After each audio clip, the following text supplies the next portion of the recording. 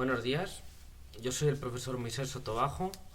Este es el curso de introducción al cálculo numérico de ecuaciones diferenciales ordinarias. Hoy es martes, empezamos otra semana. Voy a compartir pantalla antes de que se me olvide. ¿Se me ve y se me oye bien?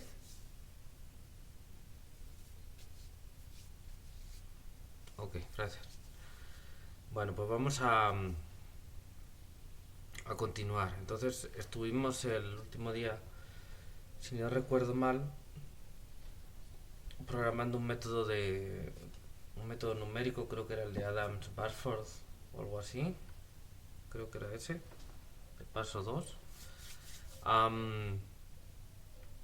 Y entonces el resto de los métodos que quedaban por programar, pues se lo he dejado de tarea, ¿no? Aquí está, programamos el método efectivamente.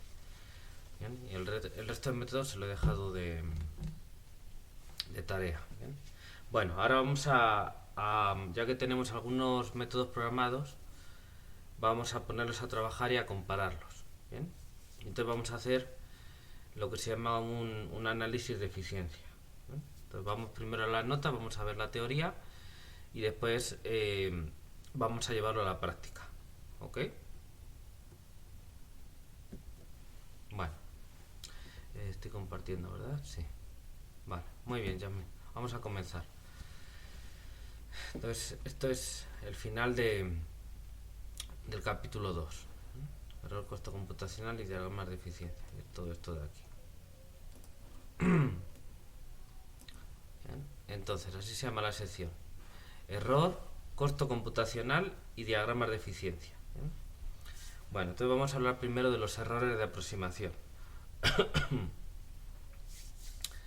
Bueno, pues antes hemos desarrollado varios métodos numéricos, ¿no? Que se les ocurren a uno de alguna manera de formas elementales, con ideas provenientes del cálculo y demás, o de sencillas interpretaciones de las ecuaciones diferenciales. Bueno, el caso es que hemos desarrollado varios métodos numéricos para aproximar la solución de un problema de valores iniciales, ¿no? El que siempre ponemos, que es unas ecuaciones diferenciales dadas por una función del lado derecho f y una condición inicial en a igual a un cierto vector eta. Esos dos uno. Los métodos que hemos visto, como hemos comentado, están basados en mallas. ¿Bien? Entonces fijamos una malla de puntos t sub n va desde 0 a n mayúscula, n es un entero positivo, y es una malla uniforme y ordenada de AB. ¿No? Ordenada quiere decir pues que va en orden creciente, es decir, t sub n es más pequeño que t sub n más 1, y es una malla uniforme, es decir, el paso es constante. El paso h, que es la diferencia entre dos nodos consecutivos, es constante. Un método numérico de integración de 2,1 basado en la malla anterior consiste en un algoritmo para obtener, a partir de los datos a, b, eta y f, que son los que definen el problema de valores iniciales, a partir de estos datos, definir un aproximante de la forma u sub n para n desde 0 hasta n mayúscula, donde cada u sub n es un vector de RD, ¿bien? En el sentido de que u sub n, tiene que aproximar a x en t sub n. X es la solución del problema de valores iniciales, que suponemos que existe y es única, ¿bien? Bajo las hipótesis adecuadas sabemos que eso es plausible. Entonces la idea es que cada u sub n aproxima a la solución del problema de valores iniciales en el nodo t sub n, ¿bien? Para n desde 0 hasta n mayúscula. ¿Bien? Y denotamos cada u sub n, como es un vector de RD, pues así denotamos sus componentes, ¿bien? Porque ahora nos va a hacer falta. Muy bien. Bueno, de esto ya habíamos hablado, pero ahora que ya hemos visto algunos métodos numéricos en concreto, los hemos programado, los hemos calculado, los hemos graficado, etcétera, pues yo supongo que estará más claro toda la notación y lo que quiere decir. ¿Bien? Entonces tenemos un problema de valores iniciales dado por unos datos. Entonces un método numérico es un algoritmo, una receta, una forma, una serie de instrucciones que te dicen cómo construir una aproximación numérica de la solución numérica de ese problema de valores iniciales dado por esos datos. Entonces, el algoritmo numérico a cada conjunto de datos de ese tipo, A, B, eta y F, te asocia el conjunto de vectores U sub n del aproximante. ¿Se entiende?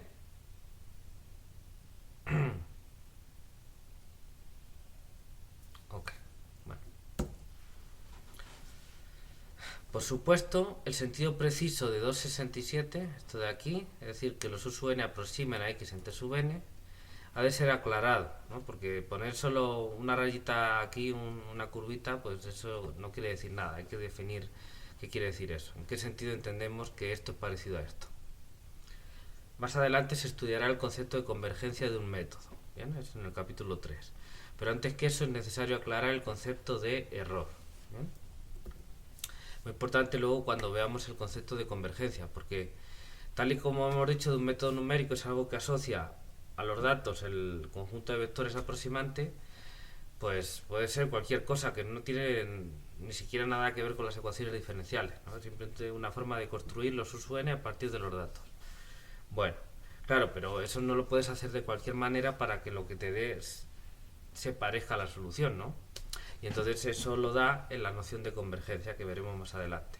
Si un método es convergente, entonces la idea es que los U sub n, bajo ciertas hipótesis, se van pareciendo a X entre sub n. Y entonces, pues, sí son útiles para lo que se quiere, ¿eh? Pero ahora no vamos a ver eso. Simplemente vamos a hablar de cómo se miden los errores, ¿no? Que es previo al análisis de la convergencia. El análisis de la convergencia lo que va a querer decir es que los errores son pequeños, básicamente, ¿no? Resumiéndolo mucho. Bueno, sea lo que sea que signifique 267, ¿no? Esta noción de aproximación, si se quiere precisar con rigor esa noción de similitud, es necesario cuantificar. Para ello, un marco usual que permite hacer esto es el de los espacios normados. Un espacio normado es un espacio vectorial en el que se define una norma, que es una aplicación que asigna cantidades no negativas a los vectores cumpliendo ciertas propiedades y que sirve esencialmente para medir el tamaño de estos, ¿no? Entonces una norma es una aplicación que va del espacio vectorial, en este caso pues nuestros vectores U sub n, nuestro conjunto de vectores U sub n, ¿bien? Y la asocia números no negativos, ¿no? En cero infinito. Y esa aplicación tiene que cumplir ciertas propiedades para ser una norma, ¿no? Básicamente ser no negativa, ¿no? O sea, definida positiva o no negativa, ser no degenerada, ser homogénea y ser subaditiva, ¿no? Cumplir lo que viene siendo una desigualdad triangular. Pero bueno, ahora no nos vamos a meter eso. En cualquier libro de análisis funcional o de espacios normados pueden ver esto. Nosotros vamos a usar algunas normas en concreto y ya. Entonces lo importante es que esa norma nos sirve para medir el tamaño de estos. Si el número no es negativo, mide el tamaño de los vectores. ¿Bien? Si es un número grande, pues es que el vector es grande, y si es un número pequeño, el vector es pequeño. Básicamente eso es lo que hay que entender. De esta forma es posible medir qué tan cercanos o alejados están dos objetos, es decir, vectores, en el espacio. Su distancia viene dada por la norma de su diferencia, ¿bien? Como en la norma usual de vectores en el plano, si quieren, o en el espacio tridimensional. ¿Bien? Es decir, esta norma nos induce una métrica o una distancia. ¿Bien?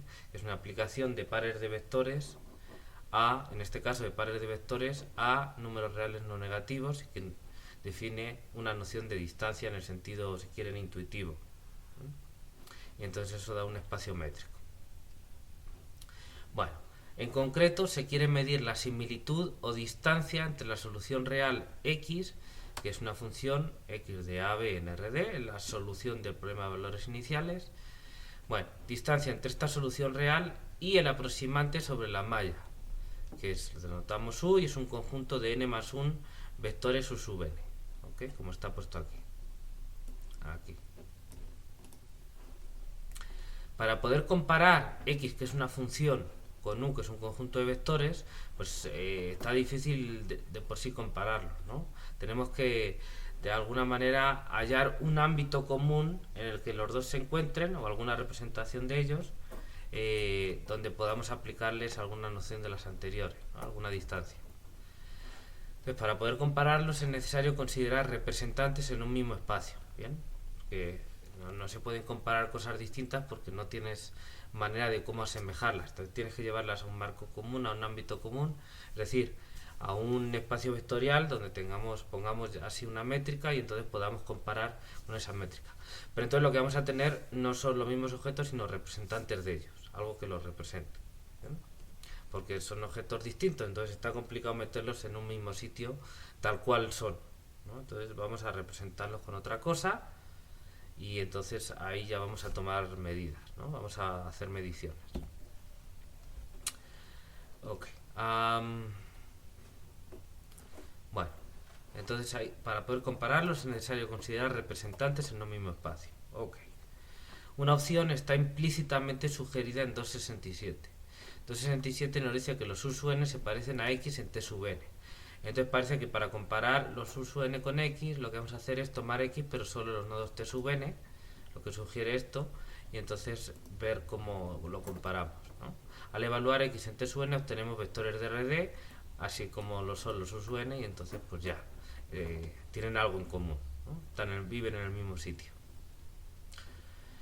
Entonces se considera el muestreo de la solución real x en los puntos de la malla, esto es los valores x en t sub n para n del 0 a n mayúscula. Entonces cada uno de estos es un vector de RD, entonces tengo n más 1 vectores de RD como un conjunto ordenado de vectores de RD, ¿no? Estos son n más 1 vectores de RD, ordenaditos como los puntos de la malla.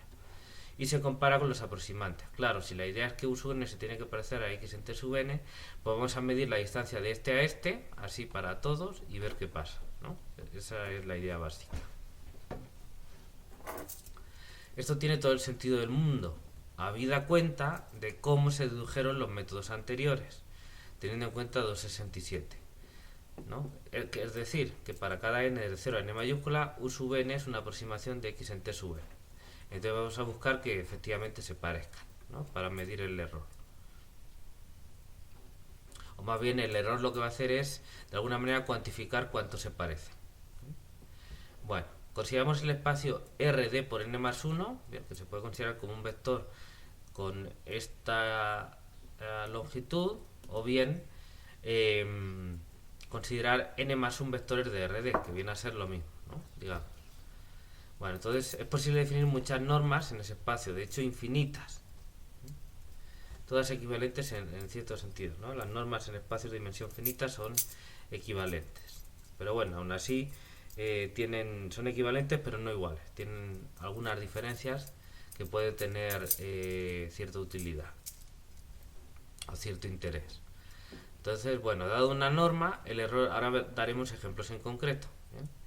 El error de aproximación viene dado por la norma de la diferencia entre estos dos vectores. Entonces consideramos el conjunto de los U sub n, que denotamos U, ¿bien? El conjunto de los n más 1 vectores U sub n como un elemento de RD por n más 1.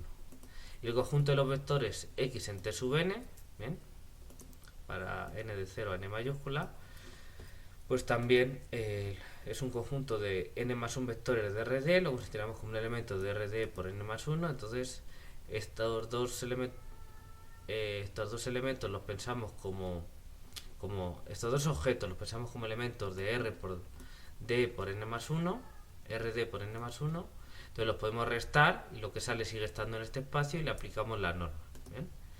Y entonces pues esto es un número real no negativo. Cuanto más grande sea, más grande es el error, y cuanto más pequeño, más cercano a 0 sea, pues más pequeño es el error, ¿bien? Esa es la idea.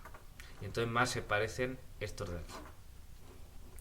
Anteriormente se han comentado varias opciones relativamente naturales y o populares. Por ejemplo, con la norma euclídea, el error de aproximación es esto de aquí, ¿no?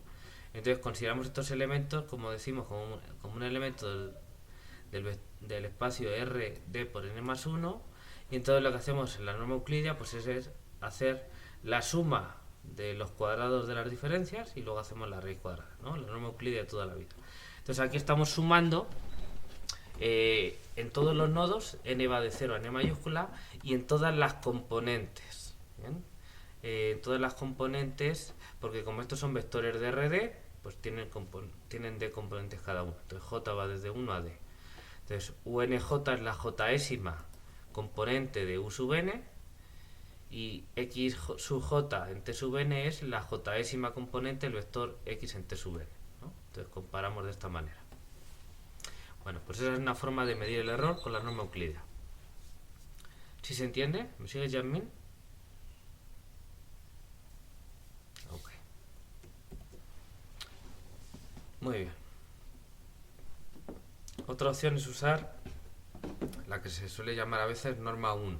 ¿Bien? Este vector, pero indicamos que esto es con este subíndice nos queremos referir a que es otra norma, ¿no? Que viene dada de esta manera. Entonces, en lugar de hacer los cuadrados y luego la raíz cuadrada aquí en la norma euclídea, pues simplemente hacemos las diferencias con valor absoluto para que sean un negativo y entonces quitamos el cuadrado de la raíz cuadrada y nos queda esto de aquí. ¿Bien? Eso también define una norma en ese espacio. Bueno, entonces que a medida que n mayúscula aumenta, es decir, el número de nodos aumenta, se espera que el error se vaya reduciendo, ya que el paso es menor. ¿Bien? Claro. Fíjense que la idea es que estamos considerando una malla con n más un punto, ¿no? Una malla uniforme. Entonces, cuando n mayúscula va aumentando, aumenta el número de nodos, que es n más 1, y entonces el paso, que es la distancia entre ellos, claro, están entre A, B todos, entonces cuanto más meta, pues más se tienen que acercar unos a otros. Entonces el paso va disminuyendo. De hecho, el paso es B menos A sobre N. ¿Bien? Entonces, si el paso se va reduciendo... Buenos días, Carol. Si el paso se va reduciendo, lo que esperamos es, al menos por las ideas que hemos estado viendo cuando estábamos diseñando los métodos, es fácil creerse que si el paso h se va haciendo pequeño, los argumentos por los cuales decíamos que esto es una aproximación de esto y demás, ¿no? Esos argumentos de Taylor o de otras formas, pues nos dan a entender que efectivamente los aproximantes sub n que estamos poniendo con las componentes del aproximante hay motivos para pensar que van a estar más cercanos del valor de la solución en el nodo respectivo, ¿no? Entonces la idea básica es pensar que cuando n mayúscula aumenta, cuando el número de nodos aumenta, cuando el paso disminuye, la aproximación va siendo mejor. Esa sería básicamente la idea, ¿no? Bueno. Entonces uno esperaría que si la aproximación es mejor, pues estos números estén más cerquita de estos, entonces esto sea más pequeño y el error sea pequeño. Esa es la idea, ¿no? Bueno. Esto ha de reflejarse en la expresión que se proponga para el error. ¿Bien? Sin embargo, ocurre una cosa, y es que también cuando aumenta n, aumenta además el número de sumandos, que provoca un aumento de este tipo de errores, ¿no? Porque claro, aquí estamos sumando n más 1 sumas de estas interiores, ¿no? Y aquí pues igual. Entonces cuando aumenta n, aquí estamos sumando más cosas, ¿no? Y si sumamos más cosas que son no negativas, pues en principio pues se va haciendo más grande. Entonces tenemos ahí como dos ideas contrapuestas, que es, bueno, cuando n mayúscula aumenta, el paso disminuye y entonces esos números se espera que se hagan más pequeños. Sí, pero las expresiones de los errores de aproximación, por lo menos las dos primeras que hemos dado, y en general estamos mirando en el espacio RD por n más 1, pues tenemos n más 1 vectores de RD, pues cuando n mayúscula aumenta tenemos más y más vectores, entonces estamos añadiendo más cosas a la suma, que son cosas distintas, porque cuando va cambiando n, los nodos cambian, entonces no es que sean las anteriores más otras, sino que son cosas distintas, ¿no? Pero bueno, en definitiva estamos sumando más cosas, un número mayor de cosas, entonces uno podría pensar, bueno, eso a lo que tiende es a que el número sea más grande, ese error. Entonces hay como dos ideas que se llevan a la contraria. Entonces la cosa es ver, digamos, quién gana. Es cierto que ese error va a cero. ¿Cuándo va a cero? ¿Para qué métodos? ¿Bajo qué condiciones? ¿No? Esas son las preguntas que se hacen. Bueno. Para corregir este hecho, conviene normalizar las expresiones anteriores. ¿Bien? Bueno, para corregir este hecho, como decimos, pues normalizamos de una cierta manera. Una opción es la siguiente. Para la norma euclídea o norma 2, ¿bien? En lugar de tener esta expresión, normalizamos con un n, ¿bien? Y entonces nos queda esto de aquí, ¿bien? Entonces esta norma 2n pues es lo mismo, solo que aquí estamos dividiendo por n, estas sumas. De manera que tenemos n más 1 sumando, pero bueno, dividido por n. De alguna manera es una normalización. Y para la norma 1, pues igual, tenemos aquí un 1 sobre n. ¿Sí? Bueno, y puedo decir, bueno, profe, ¿y usted por qué ahí divide por n? Es que le ha parecido bien, se le podía haber ocurrido en lugar de dividir por n, dividir por n cuadrado, ¿no? O por raíz cúbica de n, por ejemplo, ¿no? Sí, son más complicados que n, pero ¿hay algún motivo de poner ahí el 1 sobre n aparte de que te guste más o menos? Pues sí, no es arbitrario, ¿no? Bueno, una buena forma, para que me crean, una buena forma de justificar estas normalizaciones, estas que hemos hecho aquí, es pensar las expresiones anteriores, estas expresiones de aquí, como si fueran sumas de Riemann. ¿Bien? Si se acuerdan del curso de cálculo integral, pues como si fueran sumas de Riemann que aproximan a normas continuas, es decir, corresponderían a discretizaciones de las normas correspondientes sobre espacios de funciones definidas usando integrales, ¿no? Entonces la idea es que esta suma de aquí, ¿bien? Bueno, ¿cómo es una suma de Riemann? Pues cuando yo quiero hacer la integral de Riemann de una función en un intervalo, lo que hago es parto el intervalo pues con una malla, digamos, porque viene a ser eso, con una partición en intervalitos más pequeños, y de cada intervalito escojo un representante, puede ser el izquierdo, el derecho, el de en medio, el que sea, ¿no? Y entonces evalúo la f en esos nodos que yo estoy escogiendo, ¿bien?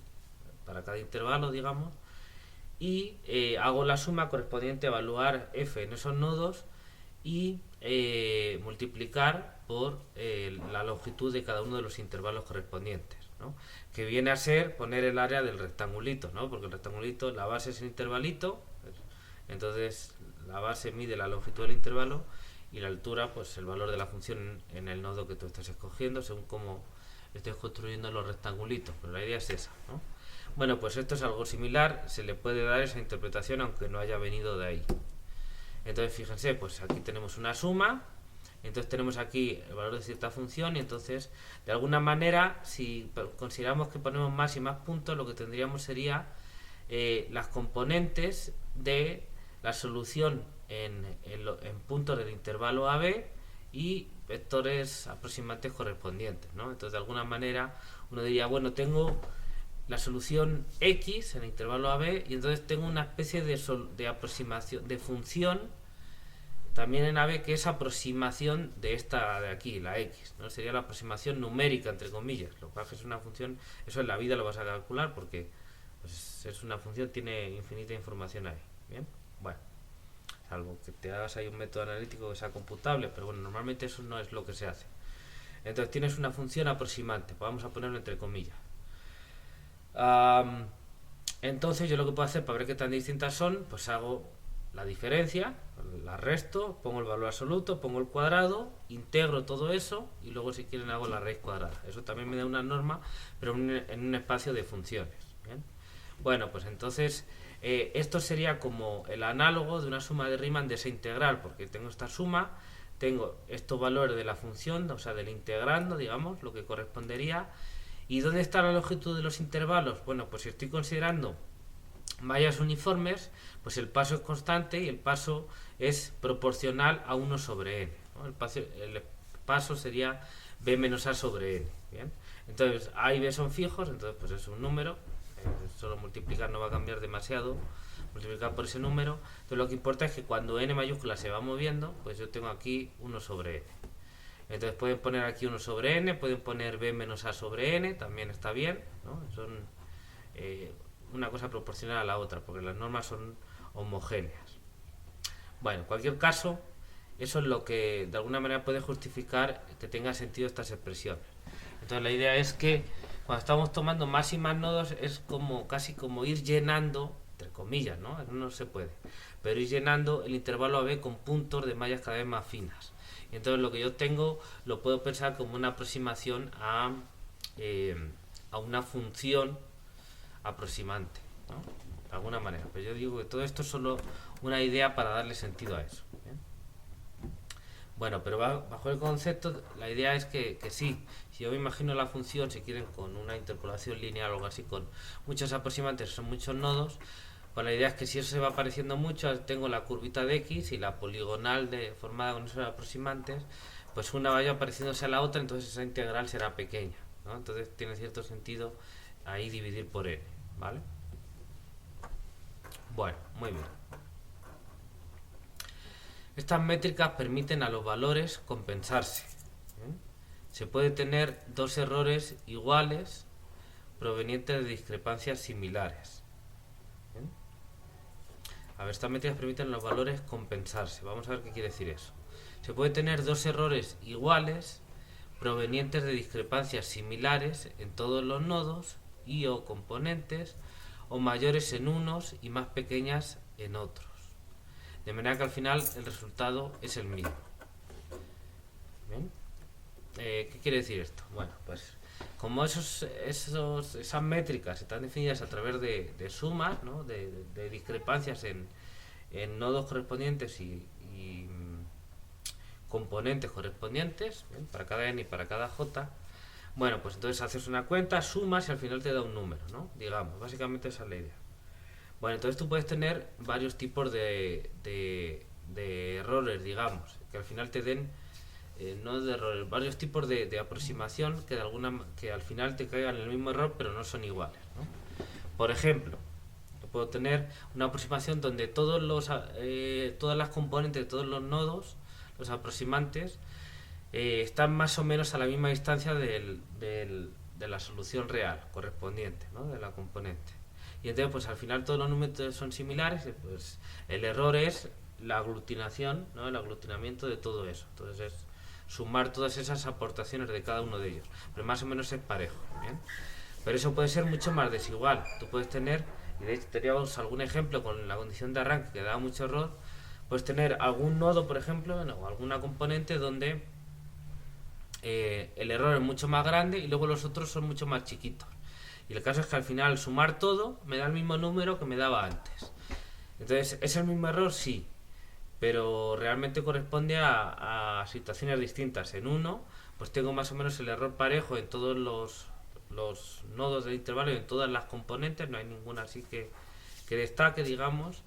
Y en el otro, pues es desigual o no simétrico, ¿no? ¿Qué quiere decir eso? Que hay algún sitio donde está concentrado, donde ahí cometes mucho error y luego en otros lugares no tanto. ¿Bien? Este tipo de métricas, pues no lo mide, porque al sumar, pues tú pierdes esa información. Simplemente obtienes el resultado de sumar todo. Okay.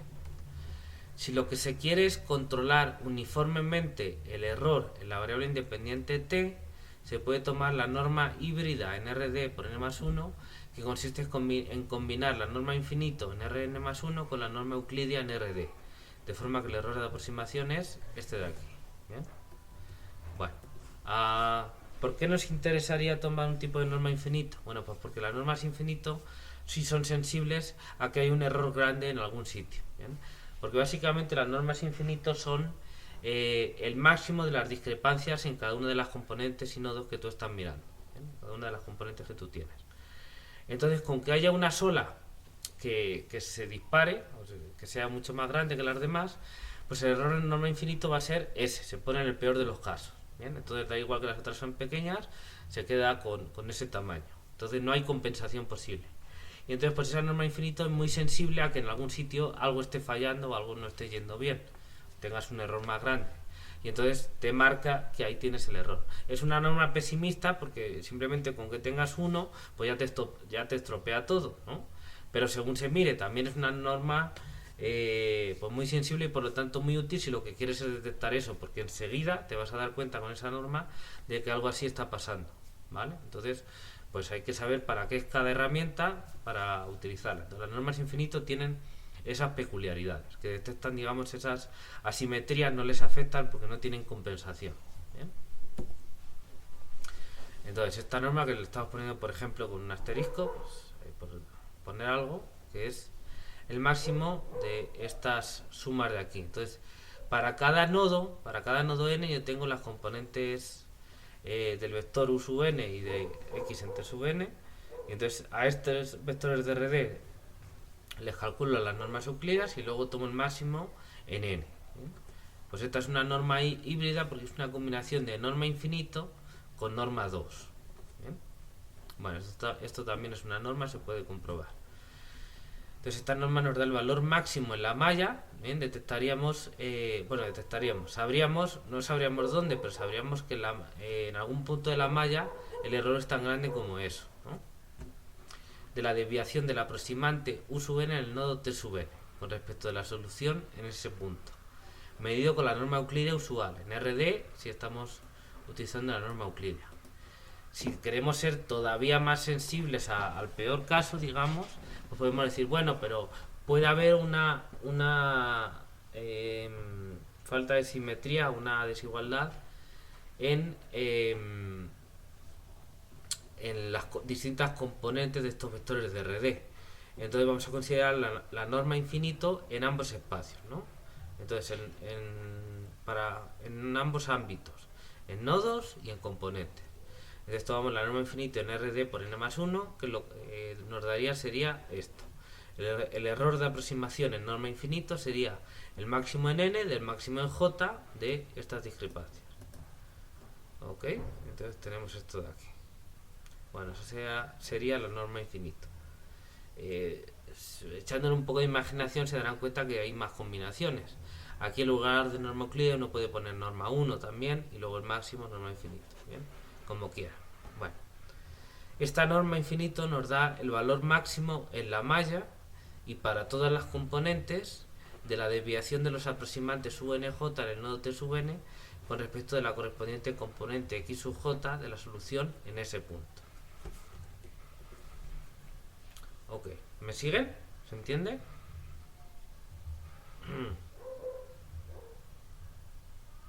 ¿Sí? Okay, muy bien. Bueno, vamos a seguir. Bueno, otra opción posible es extender el aproximante, ¿bien? El aproximante de los vectores u sub n a una función en AB. ¿Bien? Lo pongo aquí como ejercicio. ¿Bien? Es decir, fíjense, lo que hicimos para poder comparar esos dos objetos, la solución X y los aproximantes, los vectores de aproximación, fue representar la X con un conjunto de vectores, que eran los muestreos en los nodos de la malla. Y entonces ya podíamos comparar con los U sub n, porque todos eran vectores y entonces se dejaban. ¿Bien? Hay otra forma posible, que es decir, bueno, en lugar de llevar la función a vectores, que es solo restringir, podemos llevar los vectores a una función.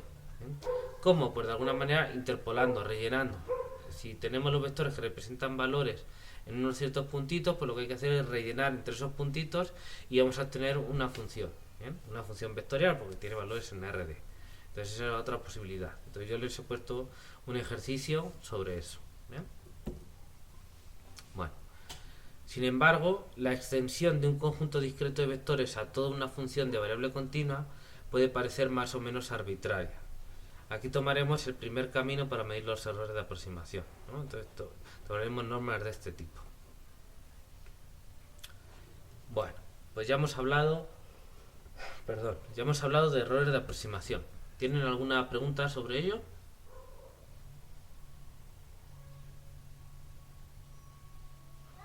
¿Todo bien?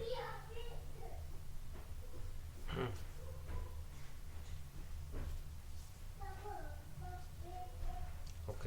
Carol, ¿todo bien? Vale, vamos a seguir. Bueno, evaluaciones de función y tiempo de cómputo. En todo este paradigma de integración numérica basada en mallas, hay un principio que debería resultar claro, ¿eh? Que es esto de aquí. Cuantos más nodos tenga la malla, más refinado será el aproximante. Es decir, más información contiene, pues se aproxima a la solución en más puntos. Y por tanto, se debe esperar una aproximación mejor de la solución.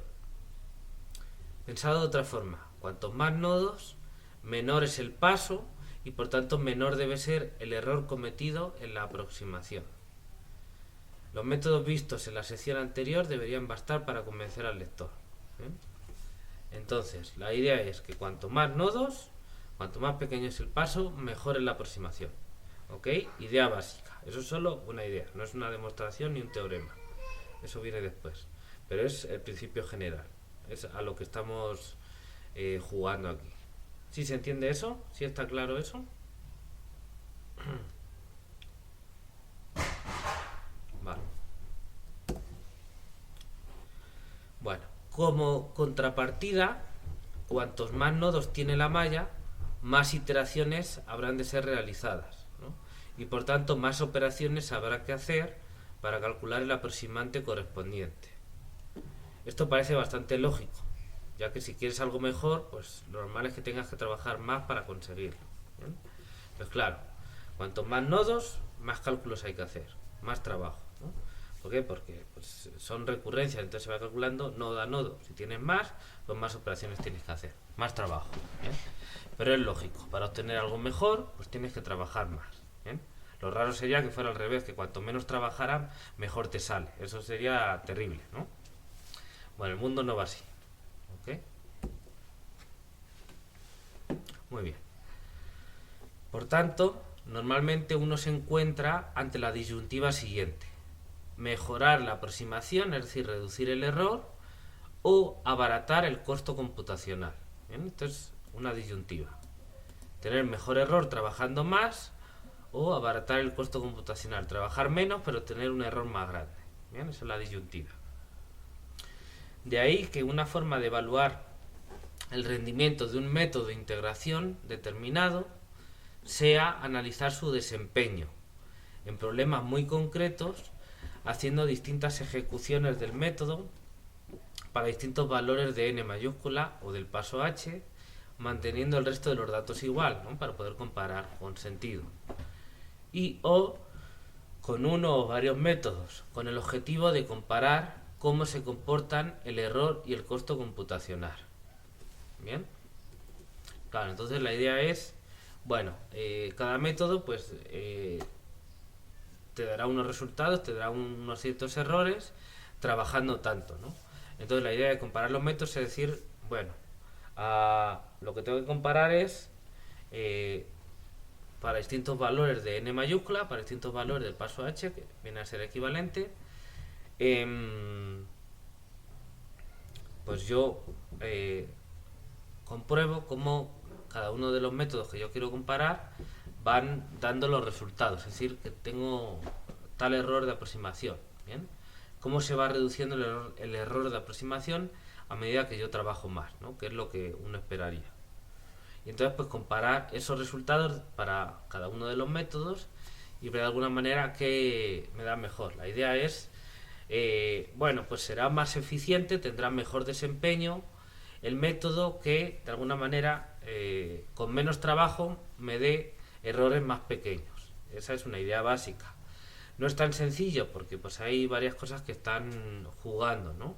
Pero la idea sencilla, la idea básica es esa, ¿no? Que me dé un mejor error trabajando poco, ¿bien? O trabajando lo mismo, un método será mejor, entre comillas, que otro, si trabajando lo mismo me da un error más pequeño. También, idea básica. No es todo así absolutamente. Ahí es un poquito más complicado. Pero esa es la idea básica que tienen que entender. ¿Bien? Bueno, entonces, ¿cómo se comparan métodos? Bueno, pues fíjense que para poder calcular errores de aproximación... Ay, perdón, que hoy he dormido poco. Para poder calcular errores de aproximación, calcular, no estimar. Porque uno cuando los estudia teóricamente, normalmente uno lo que obtiene son estimaciones del error, no cálculos exactos del error. ¿Por qué? Pues fíjense por qué. Porque si el error básicamente es la diferencia entre lo que yo quiero calcular, yo quiero aproximar y lo que estoy obteniendo, si yo pudiera calcular exactamente cuánto es eso, casi digamos, se pueden hacer la idea de que despejando yo podría obtener exactamente la solución que yo quiero aproximar. porque sea lo que aproximo más lo que me estoy equivocando. Si yo lo conozco de alguna manera, pues ya está, lo puedo despejar y entonces ya no necesito la aproximación. Si yo pudiera calcular exactamente lo que quiero aproximar, pues muchísimo mejor. Bien, pues normalmente eso no se puede. Normalmente eso no se puede y entonces por eso uno lo que hace es aproximar. Bien. Entonces, ¿qué haces con el error? Como ya hemos dicho, pues normalmente no puedes calcularlo, lo que puedes es estimarlo. Bien. Bueno, pero una estimación solo te dice que algo es más pequeño que esa cota. Entonces, ¿cómo puedes hacer el desempeño? Porque lo podrías hacer sobre las cotas, pero tu error puede ser muchísimo más pequeño o más o menos parecido a la cota. Entonces ahí tienes una incertidumbre que no te podría... sería demasiada información demasiado vaga, porque te podrías estar equivocando mucho. Bueno, a veces es lo único que se tiene, pero lo que se puede hacer es sobre problemas concretos, ¿bien? Donde problemas especialmente sencillos, digamos, sencillos ¿en qué sentido? En el sentido de que yo pueda calcular la solución teórica real y evaluarla. ¿Bien? En ese caso yo sí puedo calcular el error porque conozco la solución teórica. Entonces, ¿cuál es el chiste de calcular los aproximantes? Bueno, pues para aproximar la solución teórica no tiene ningún chiste, porque si ya tengo la solución teórica no me hace falta aproximarla, ¿no? Entonces, pero no lo estoy haciendo por eso.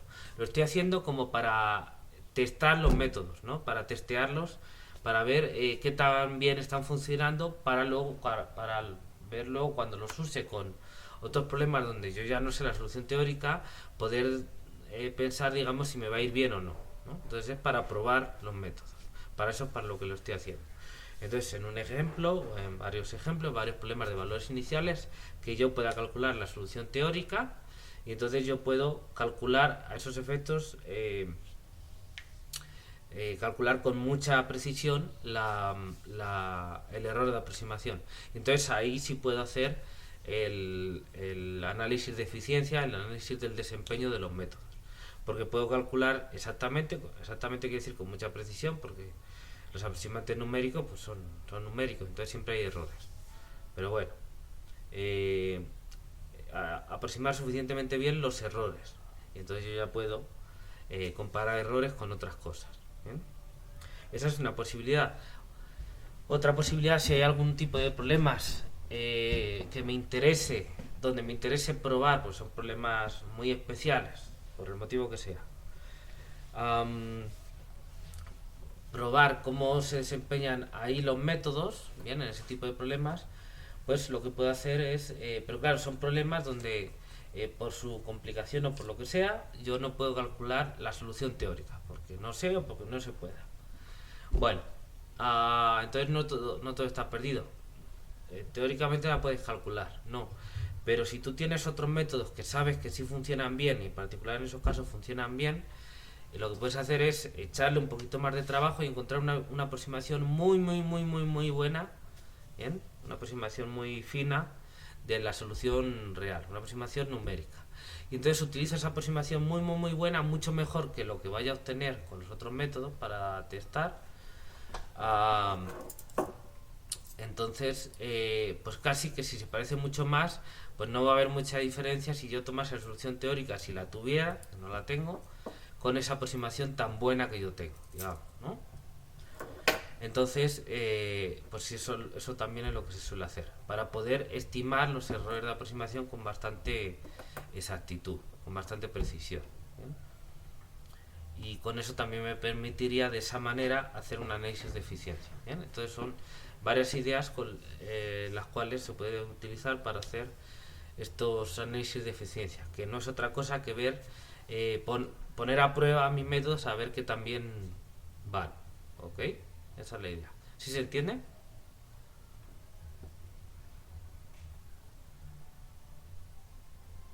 Vale. Bueno. Ok. ¿Por dónde íbamos? Esto ya lo he leído. Por supuesto, con objeto de hacer una comparación rigurosa, es preciso el poder cuantificar de alguna manera estos aspectos. Con respecto al error, normalmente se escogen problemas muy concretos que puedan ser resueltos analíticamente, de manera que pueda calcularse el error de aproximación exacto, lo que estaba diciendo, primer caso.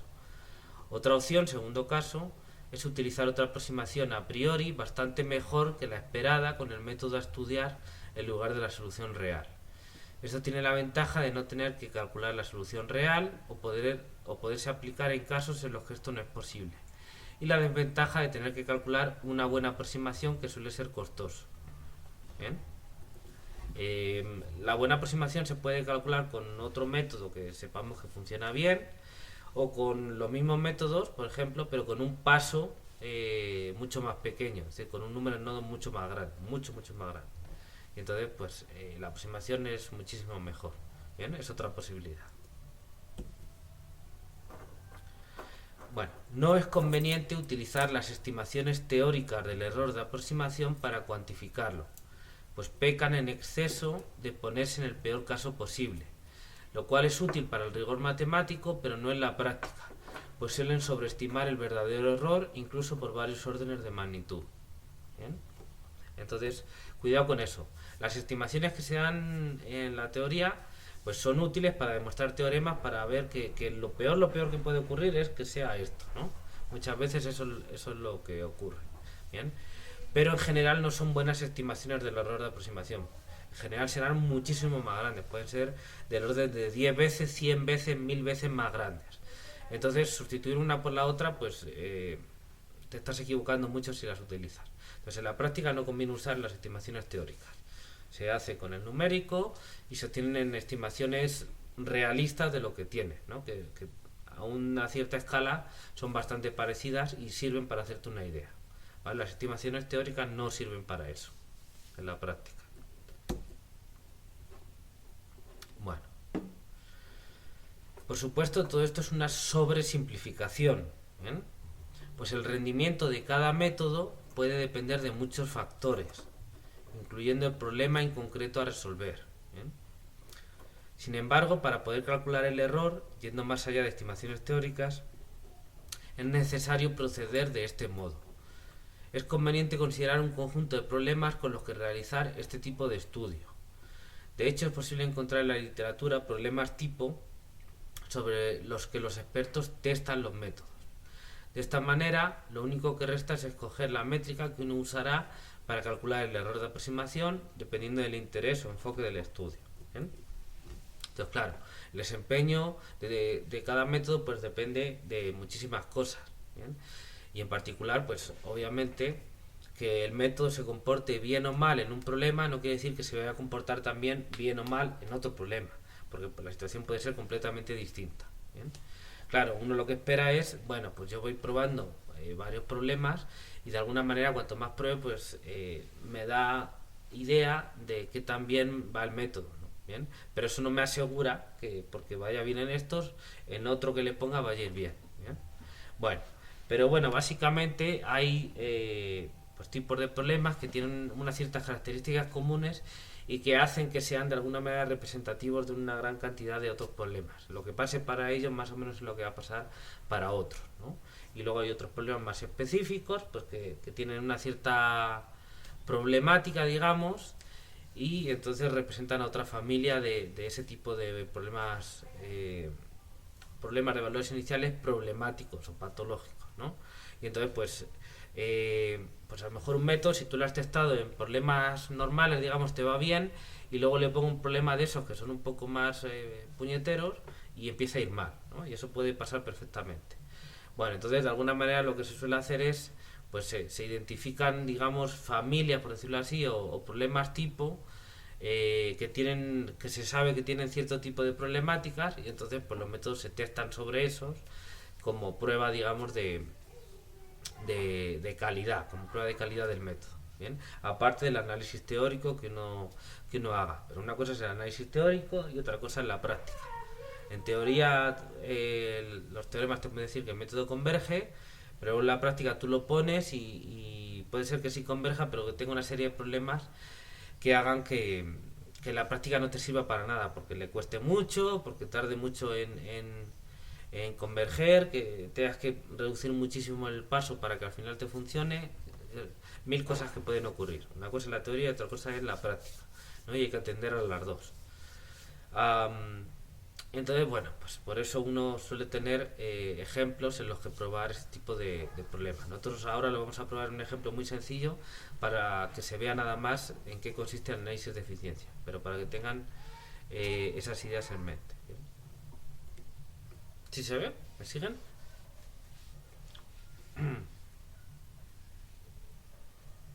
¿Sí? Ok.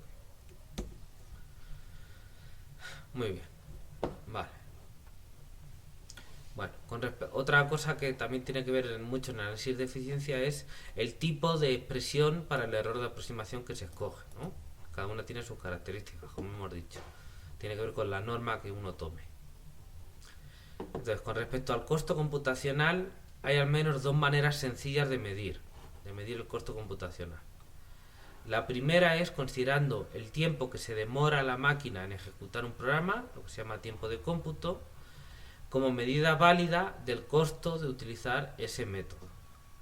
Aparentemente esto es razonable, ya que cuanto más trabajo deba realizar la máquina, más tardará en realizarlo. ¿Bien? Entonces, una forma de medir el costo computacional de un método, lo que se tiene que trabajar para hacerlo, pues es de manera práctica, en ejemplos concretos, pues es el tiempo de cómputo. Yo programo el método y mido, le pongo a resolver un problema y mido cuánto tiempo está tardando la máquina. Entonces, cuanto más tiempo tarde, de alguna manera, pues me dice que más trabajo tiene que hacer. ¿Bien? Bueno, eso es también una sobresimplificación, porque depende de muchas otras cosas que uno está suponiendo parejas, pero no tiene por qué ser así. Por ejemplo, pues una cosa es el método, el algoritmo, digamos, y otra cosa es la implementación práctica, la programación que tú hayas hecho, la codificación. ¿Bien? ¿Y eso por qué? Bueno, pues porque un algoritmo se puede programar de maneras distintas, aunque parezca que son los mismos pasitos. Luego, a la hora de llevarlo a la práctica, pues uno puede programarlo mejor o peor, siendo más eficiente, menos, etcétera, con más cuidado, con menos. ¿Bien? Entonces eso es un primer factor a tener en cuenta. De hecho, los programas que hemos hecho, pues hemos hecho así los programas, versiones muy sencillas para, para que se vea cómo funcionan los algoritmos y ya. Pero esos programas se pueden mejorar en distintos aspectos. ¿Bien? A lo mejor si nos pilla bien, pues hablamos de alguna cosa, ¿no? Bueno, entonces los programas en sí que implementan el algoritmo pueden ser más eficientes o menos, y eso puede redundar en que la máquina tarde más o menos siendo el algoritmo el mismo. ¿Bien? Entonces es un factor que puede influir. ¿Qué más? Pues por ejemplo el tipo de máquina, porque pues cada computadora sea distinta, tendrá un microprocesador, etcétera, etcétera. Entonces, pues aunque tenga que hacer el mismo trabajo en cada máquina, incluso con el mismo programa, pues tardará más o menos porque la máquina es distinta. Bien, sea más potente, menos potente, o en general son distintas. ¿Vale? Entonces eso también puede influir. Pero bueno, asumiendo esas cosas, si por ejemplo estamos comparando con los mismos programas hechos para distintos métodos, el mismo programa, y se está probando en la misma máquina, digamos que mantenemos eso controlado. O sea, lo estamos comparando en igualdad de condiciones. ¿Bien? Bueno. Ok. Segunda forma de medir el costo computacional. La primera es el tiempo de cómputo. Segunda es calcular o estimar el número de operaciones que es necesario realizar en la aplicación del algoritmo, que está relacionado con su complejidad. ¿Bien? Bueno, otra forma de medir cuánto hay que trabajar, pues es contar, digamos, o estimar cuántas operaciones hay que hacer, así directamente. Claro, eso es más complicado que sencillamente medir el tiempo de cómputo, porque el tiempo de cómputo es ¡pum! Enciendo el cronómetro y cuando termine lo apago y mido cuánto tiempo ha pasado y ya está, y no me preocupo, ¿no? Estimar el número de operaciones, pues bueno, uno podría mirar el algoritmo a ver cuántas sumas hay que hacer, cuántos productos tengo que hacer, cuántos no sé qué. ¿Bien? En definitiva, eso es de alguna manera lo que habría que hacer, la complejidad aritmética, digamos, del algoritmo. ¿Bien? Bueno, eso se puede hacer más a conciencia o más de manera pragmática, ¿no? Más sencilla sin complicarse la vida. Bien, entonces la forma de hacer sin complicarse la vida pues es contar el número de evaluaciones de función. Bien, que es lo que estamos haciendo. Esta tarea puede ser más o menos sencilla o complicada, puesto que en ocasiones el algoritmo no determina con precisión y a priori las operaciones a realizar, ¿no? Un ejemplo son los métodos iterativos para la solución de ecuaciones algebraicas, que se han de aplicar en el caso de métodos implícitos de integración. ¿Bien? Entonces, lo que estábamos diciendo es cuando se pueda contar el número de operaciones, porque hay veces que no se puede. ¿Por qué? Porque estos métodos iterativos, por ejemplo, que son necesarios en los métodos numéricos implícitos, pues a priori tú no sabes cuántas operaciones vas a hacer. ¿Por qué? Porque es una operación iterativa, es decir, que se repite con una condición de parada. Y la condición de parada es imposible a priori decir cuándo va a ser. Pues a lo mejor se hacen 7 iteraciones, a lo mejor se hacen 100. Y tú a priori no lo puedes decir. Entonces, pues es imposible contar cuántas operaciones vas a hacer, porque a priori no lo sabes. Es imposible. ¿Vale? Bueno. Estos algoritmos definen con rigor cómo hay que proceder y qué operaciones se realizarán en cada paso, pero la ejecución depende de condiciones de parada cuyo resultado es imposible deducir de antemano. Lo que estábamos diciendo. ¿Bien? Bueno, imposible, ¿qué quiere decir aquí imposible? Bueno, tú podrías decir cuándo para. Sí, si tú hicieses las operaciones teóricamente, podrías decir, resulta que en la 107 aquí ya no se cumple, ahí para. Pues sí, pero si vas a tener que hacer eso teóricamente, entonces ¿para qué quiere la computadora? O sea, te cuesta más una cosa que la otra. ¿Bien? No te merece la pena. Eso quiere decir imposible. Bueno, para simplificar el problema de estimar el número de operaciones, se puede hacer lo siguiente, que es lo que decíamos. Bueno, a ver, de las operaciones aritméticas que hay que hacer, ¿cuál es la más costosa? Pues es la evaluación de funciones, ya que normalmente involucra una cantidad relativamente grande de sumas y productos. Piensen cómo evaluar una función trascendente, por ejemplo, el seno o la exponencial. Una forma sería truncar su serie de Taylor y calcular una suma parcial, lo que conlleva únicamente sumas y productos, porque es un polinomio, que pueden ser programados y realizados por una computadora sin ningún problema. Entonces, pensando de esta forma, por ejemplo, el número de sumas o productos es computacionalmente despreciable comparado con el número de evaluaciones de función. Así pues, para estimar el costo computacional de un método de integración, lo que se puede hacer es contar el número de veces que se evalúa una función, entendida aquí como fórmula o como programa, ¿no? A eso nos referimos como función. Particularmente la correspondiente a la función del lado derecho. ¿Bien? Bueno, entonces, en lugar de contar todas las sumas, todos los productos, que básicamente todo se reduce a eso, pero cuando calculas en la computadora cualquier otra función trascendente, seno, coseno, exponencial, lo que sea que tengas, en definitiva al final la máquina está haciendo sumas y productos, ¿no? Bueno,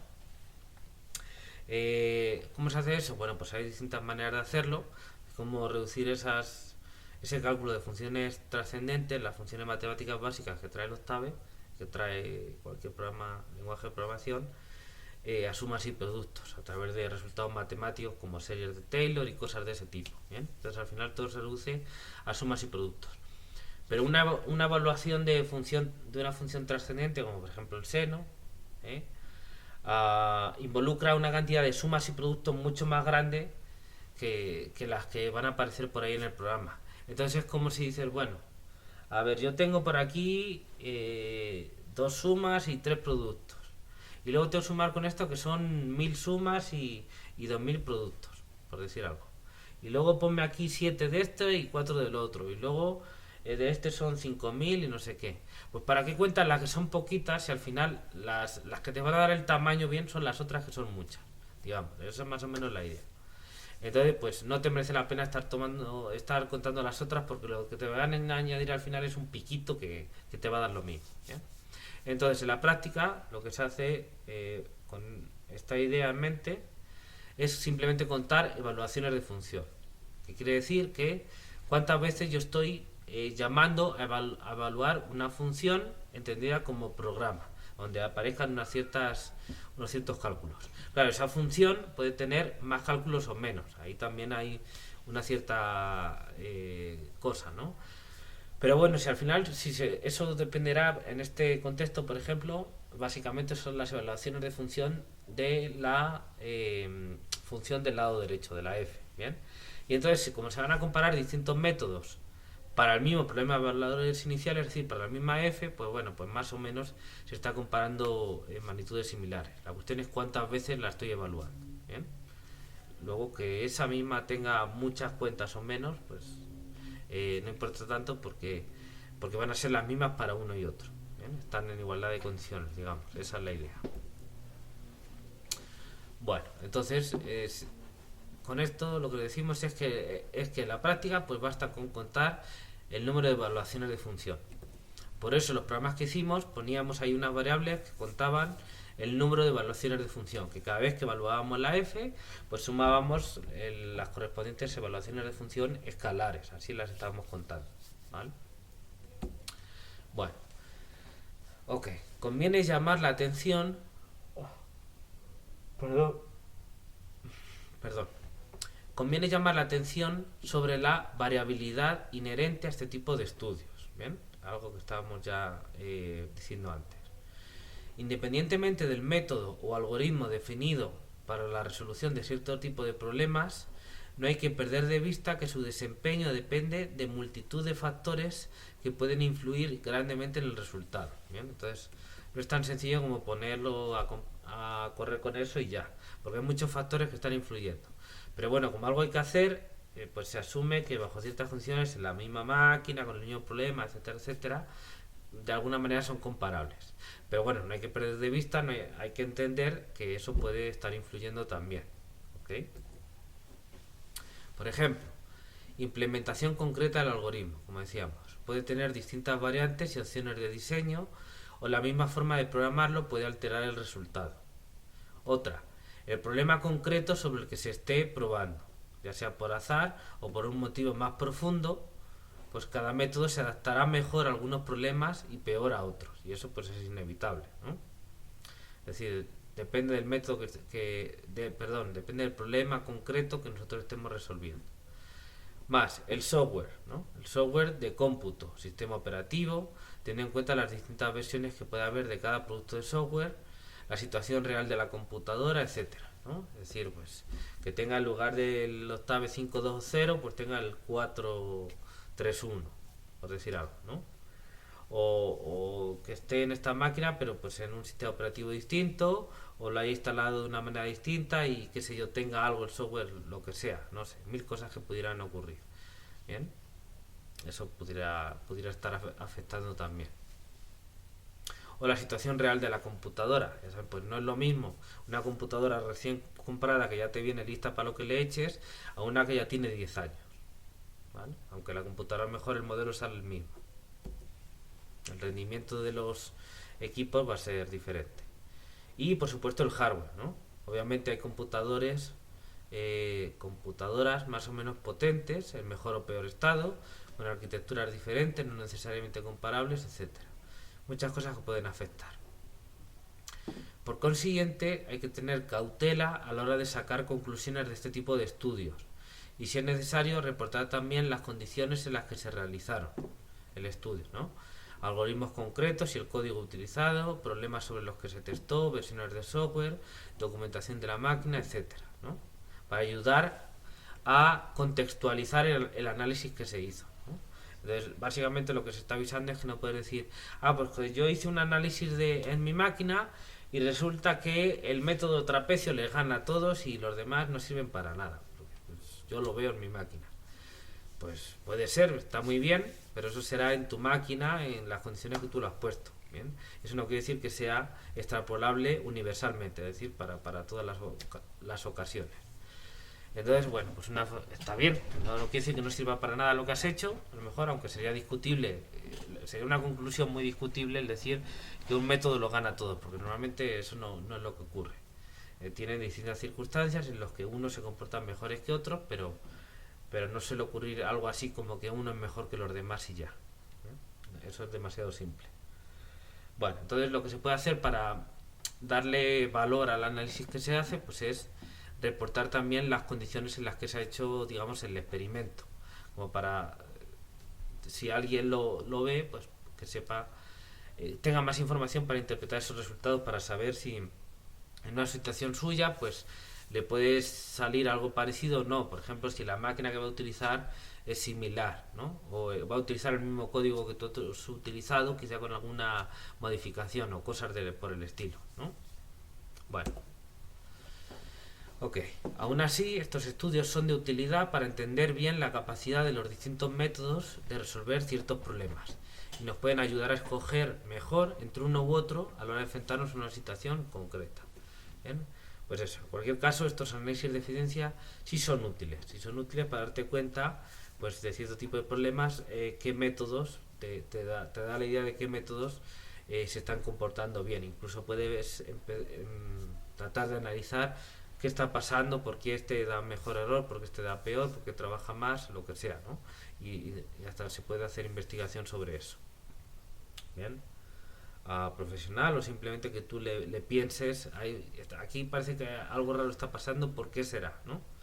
Bueno, y sobre todo aquí en este curso, por un propósito didáctico, que es que vean ustedes las características de los distintos métodos y se vean cosas que son importantes en teoría y en práctica, como por ejemplo los órdenes de convergencia, que luego hablaremos. Eso en los diagramas de eficiencia se ve visualmente perfectamente, perfectísimamente. Luego después lo vamos a interpretar. ¿Bien? Ok. Bueno, entonces vamos a hablar ahora de hecho de los diagramas de eficiencia. ¿Alguna pregunta? ¿Todo bien?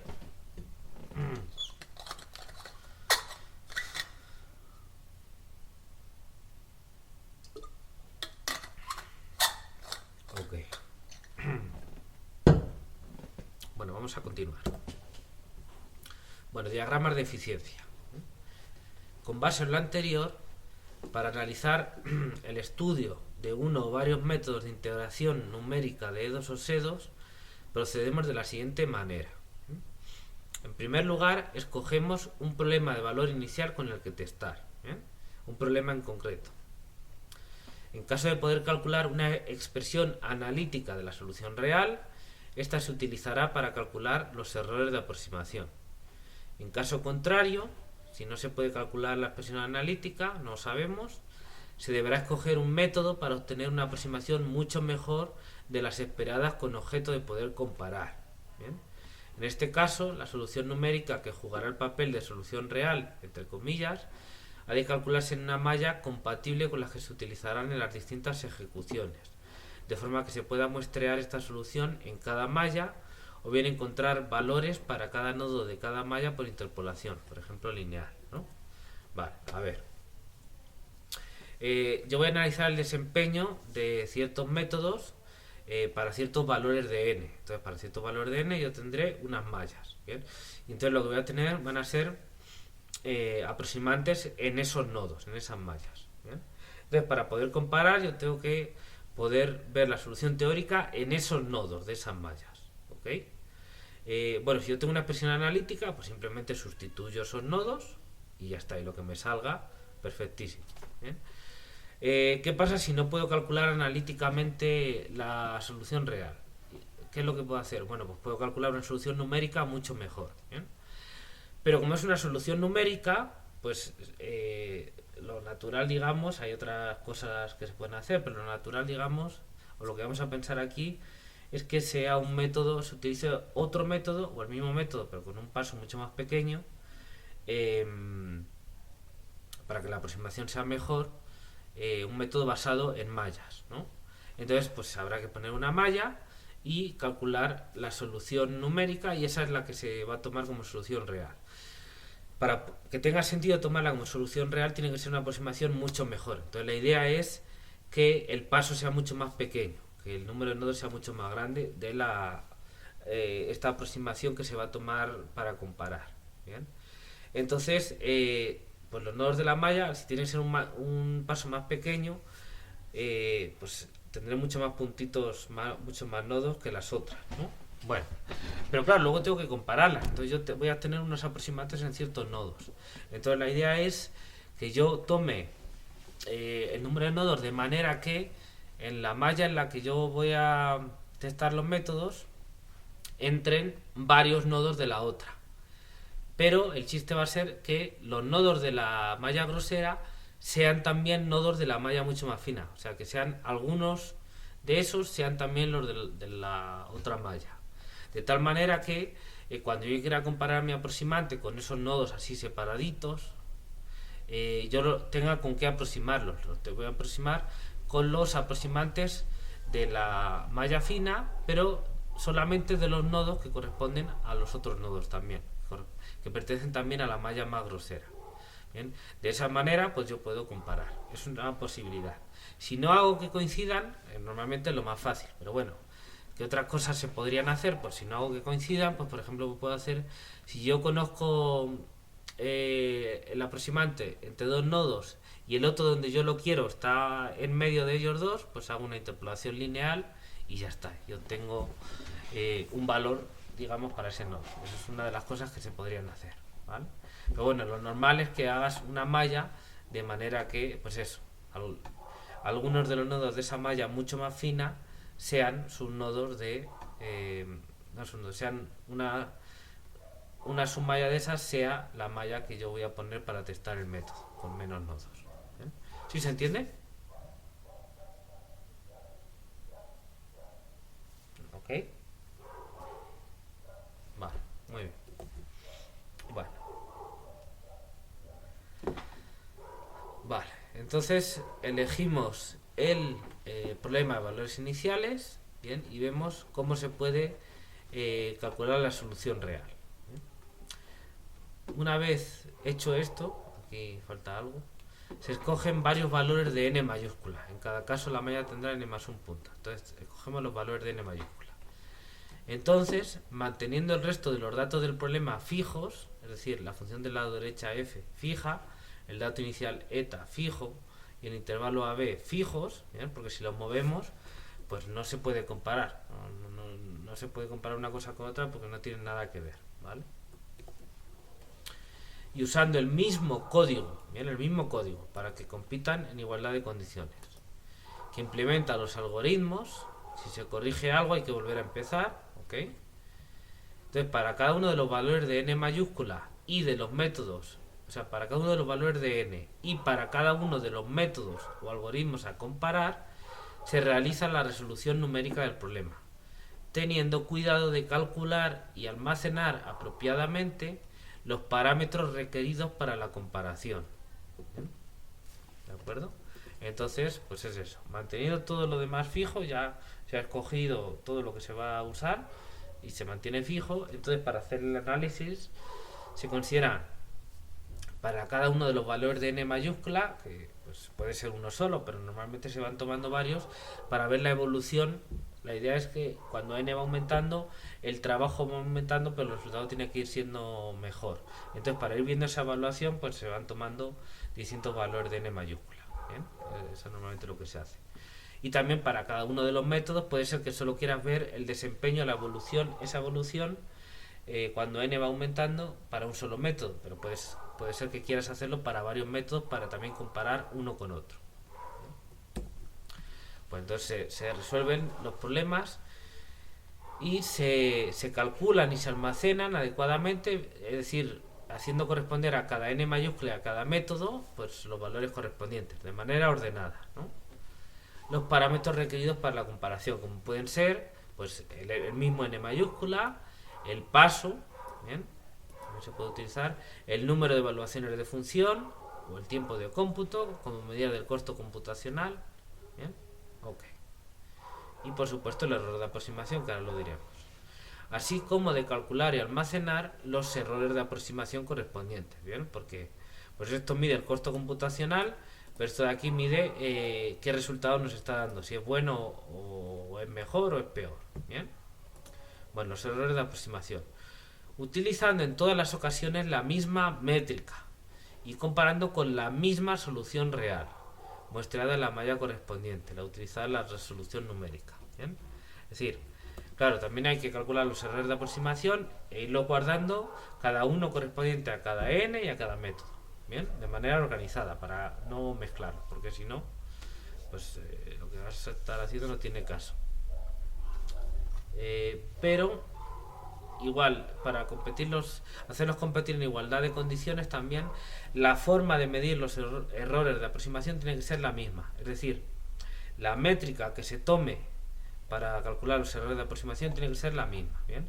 Tú puedes utilizar distintas métricas, pero utilizas una métrica y haces todo para esa métrica, y después pones otra métrica distinta y haces todo para esa otra métrica, y las comparas, pero siempre es distinto comparando distintos métodos o distintos valores de n con la misma métrica, porque si no, no estás haciéndolo competir en igualdad de condiciones y te va a salir un churro, no tiene caso. ¿Bien?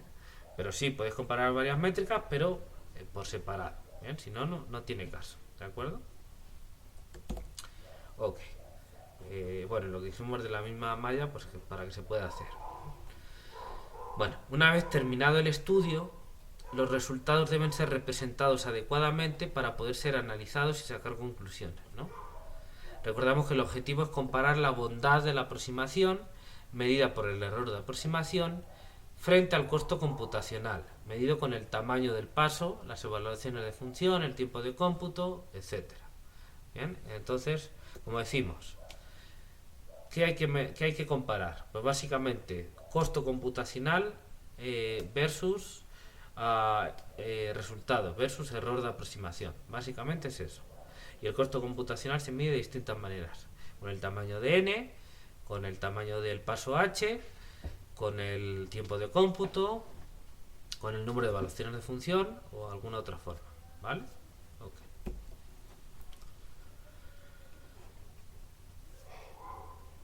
Bueno, una forma posible es hacer tablas numéricas. ¿Bien?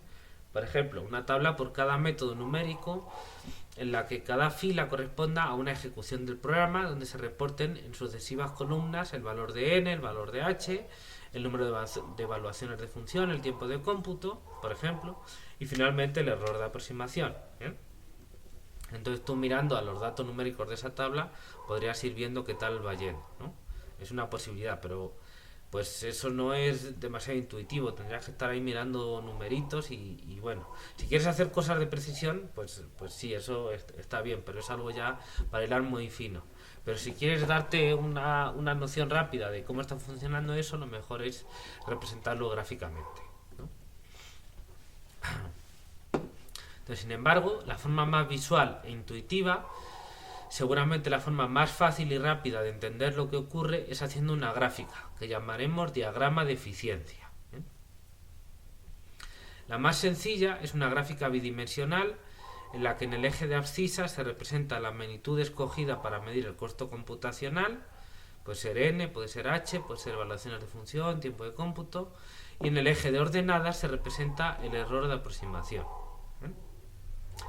Entonces, con los resultados del estudio se pueden representar los puntos del plano correspondientes a los valores obtenidos. ¿Bien? Un punto por cada ejecución del programa. ¿Bien? Es decir, pongamos por ejemplo que estamos pintando en el eje de abscisas n mayúscula, eje de ordenadas en vertical el error de aproximación. ¿Bien? Entonces yo agarro un método, qué sé yo, método de Euler explícito, por ejemplo, ¿no? El primero. Pues entonces hago varias corridas del programa, es decir, para el mismo problema de valores iniciales, con el mismo código, con la misma métrica para el error de aproximación, mismo todo. Lo único que voy cambiando es el n mayúscula. Pongo n20, n40, n60, n80, n100, por ejemplo. Y para cada uno de esos valores de n, pues yo corro el programa, me da un error de aproximación, medido de una cierta manera, ¿no? De la misma manera siempre, y entonces me da un valor. Entonces, para cada n igual a 20, digo, bueno, pues aquí subo hasta este error de aproximación, ¡pam!, y lo pincho. ¿Ven? Ahí tengo un puntito. Para n igual a 40, tengo este otro error de aproximación, lo pongo ahí, ¡pam!, otro puntito. Y entonces ahí voy poniendo y me van saliendo unos puntitos en ese plano, que si quieres luego lo puedo unir con una línea recta. ¿Bien? La idea, por ejemplo, en un gráfico n versus error de aproximación, la idea es que las curvas que salen, las poligonales que salgan, de alguna manera sean decrecientes, vayan hacia abajo. ¿Por qué van hacia abajo? Pues porque si yo pongo el n más grande, trabajo más, pero la idea es que el error de aproximación tiene que ir bajando. ¿Bien? Tiene que ir mejorando. Si no, no tiene caso. Entonces las curvas deberían ir yendo hacia abajo. Esa sería la idea. ¿Vale? ¿Sí se ve?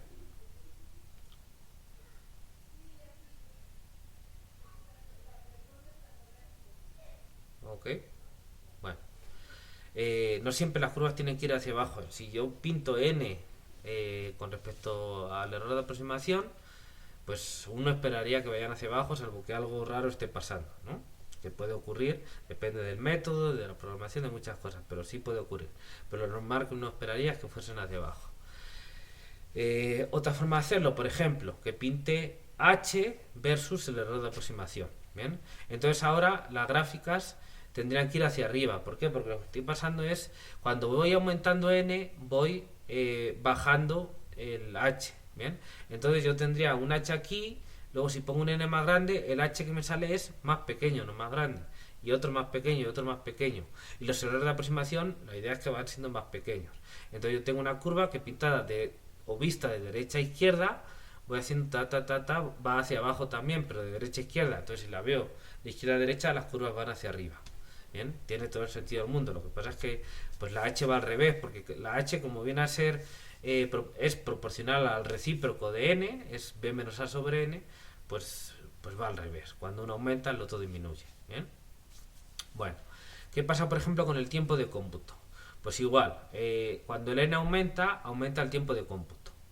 Entonces el tiempo de cómputo va a ser como el n versus error de aproximación. La idea es que vayan decreciendo.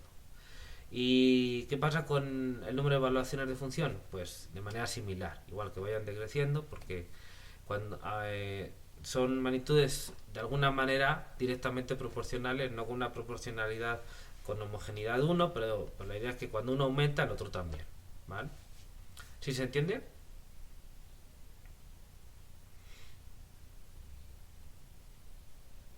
Ok, muy bien, pues vamos a continuar. A ver, ¿dónde íbamos? A ver. Ok. Entonces, con los resultados del estudio se pueden representar los puntos del plano correspondientes a los valores obtenidos. Un punto por cada ejecución del programa. Para mejor comprensión, los puntos relativos a cada método se unen por segmentos de recta, de manera que se vaya describiendo una tendencia. Entonces tiene una poligonal.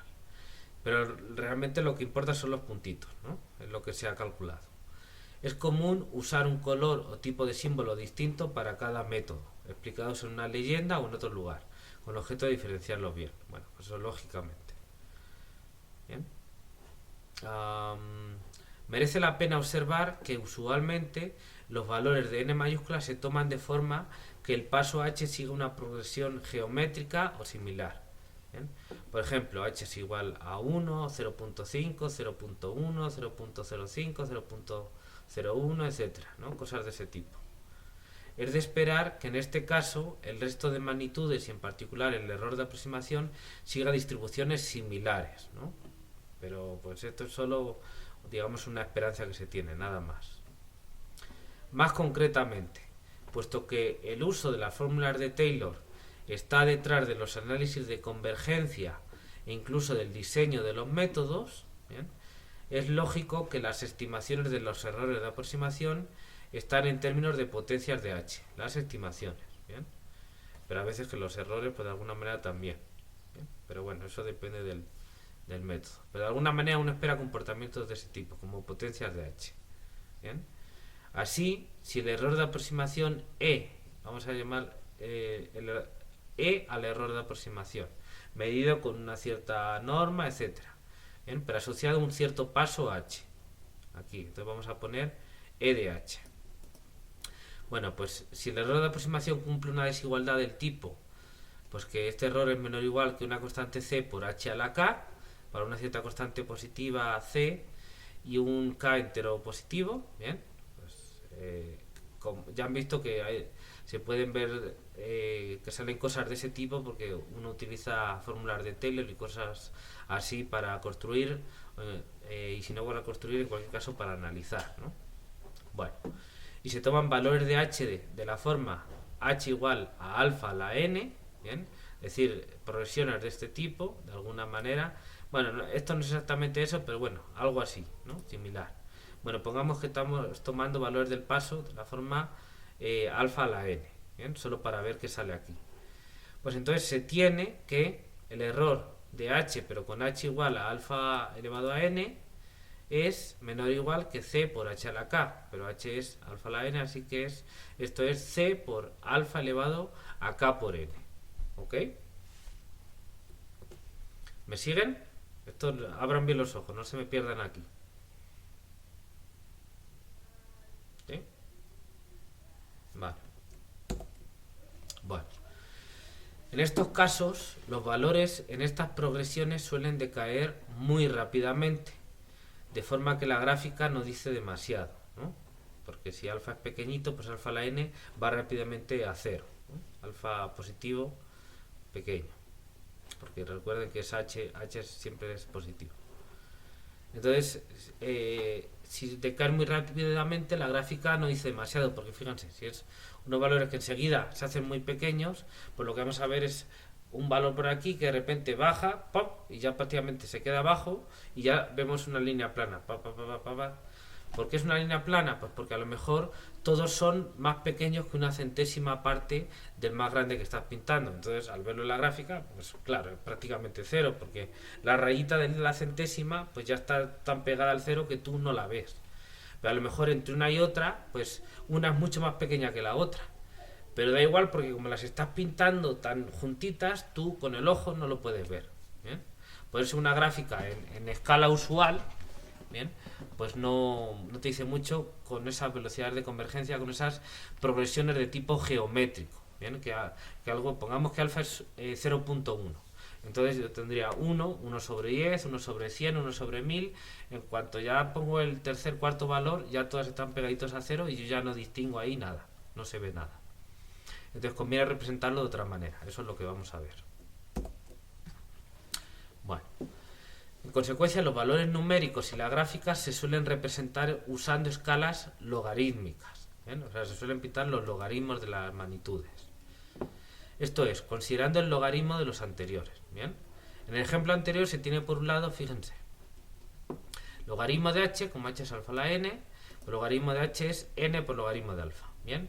Y por el otro, si el error con este paso h, alfa a la n, es menor o igual que esto de aquí, pues el logaritmo del error, estos son cantidades no negativas, recuerden, ¿no? El logaritmo del error, como el logaritmo es estrictamente creciente, respeta desigualdades y por lo tanto el logaritmo del error es menor o igual que el logaritmo de esto de aquí, que aplicando las propiedades de los logaritmos, esto es k por n por logaritmo de alfa más logaritmo de c. ¿Bien? Entonces, si se fijan, el logaritmo de h es n logaritmo de alfa, que me aparece aquí. Entonces lo que yo tengo es que el logaritmo del error es menor o igual, está acotado por k, el logaritmo de h más logaritmo de c. Y esto, si se ve en estas nuevas variables, esta y esta, pues es como la ecuación de una recta, porque es k por la otra más una constante. C es una constante, el logaritmo de c es una constante, entonces esto es como una recta. ¿Bien? Y las rectas sí las entendemos bien visualmente, sabemos ver bien pintado si algo se parece a una recta o no se parece a una recta. Es algo que visualmente da información. ¿Bien? Entonces sí es útil ese tipo de representación, se adapta mucho a cómo lo percibimos nosotros. ¿Sí se entiende esto?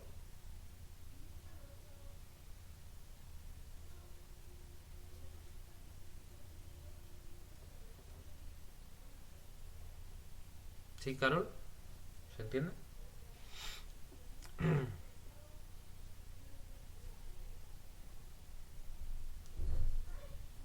Que creo que le cuesta ahora manifestarse. Bueno, esto frecuentemente da lugar a la aparición de gráficas similares a rectas, mucho más fáciles de interpretar, donde además la pendiente, en el caso anterior k, claro, además tiene un significado, porque, bueno, pues la constante que aparece aquí pues es una la que sea, no tiene demasiada importancia. Pero este k sí tiene importancia, que es la pendiente de la recta. ¿Por qué? Porque este k me dice que el error es de la forma una cierta constante positiva, que no me importa, por h a la k. Cuanto más grande sea este k, mejor, porque recuerden que cuando h es pequeñito, h a la k es muchísimo más pequeñito y tanto más cuanto más grande sea k. Es decir, para h, por ejemplo, entre 0 y 1, ¿bien? Pues si yo pinto h, pues tengo aquí, sí, si yo pinto h cuadrado, vemos el trozo de parábola, está mucho más por debajo, está muy por debajo que la recta, que h, ¿no? Y si yo pinto h cubo, es muchísimo más pequeño que h cuadrado y por lo tanto que h. Y h a la cuarta todavía más. Y así, cuando acaba aumentando, eso se va haciendo muchísimo más pequeño. Claro, porque estoy el anterior multiplicándole por h, que es otra vez un número más pequeño, es un número pequeño, está entre 0 y 1. Entonces lo hago más pequeño, ¿vale? Esa es la explicación. Bueno, entonces de la pendiente de esta recta de alguna manera se puede estimar SK, ¿no? Pintadas en escala logarítmica. Y entonces eso te da información sobre esto de aquí, que va a tener que ver con el orden de convergencia, que es algo importante. Entonces, donde además la pendiente, en el caso anterior K, está relacionada con la mayor o menor capacidad del método de dar buenas aproximaciones. Esto está relacionado con el orden de convergencia, como decimos. ¿Bien? Bueno, esto es el logaritmo del error, y lo que dice es que si yo tengo algo de este tipo, entonces en escala logarítmica tengo algo de este tipo, ¿vale? Bueno, pero aquí tengo un menor igual. Bien, entonces esto lo que me estaría diciendo es que si yo pinto el error o el logaritmo del error, estaría por debajo de una cierta recta. Eso es lo que me estaría diciendo, ¿vale? Nada más, porque es una desigualdad. Bueno, es cierto, pero por cómo se van construyendo este tipo de métodos, que tienen que ver en general con